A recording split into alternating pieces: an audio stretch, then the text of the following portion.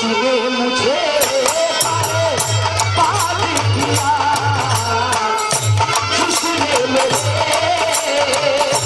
दिल को तोड़ा, जिसने मुझे पाले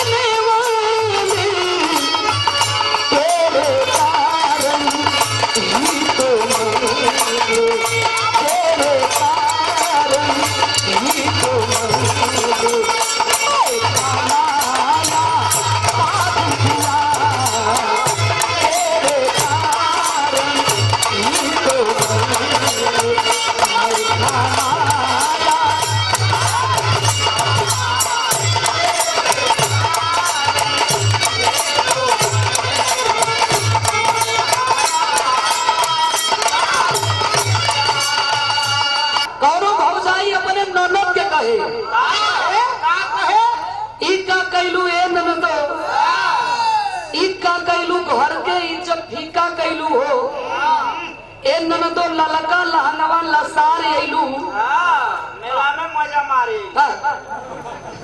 कहवा मजा मार एलू बड़ा बढ़िया डांस वांस भी देखलन।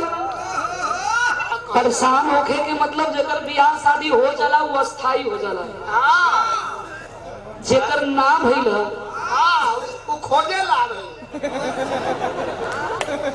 हमारे पार्टी में इन्हें बहुत हमार चिंता है।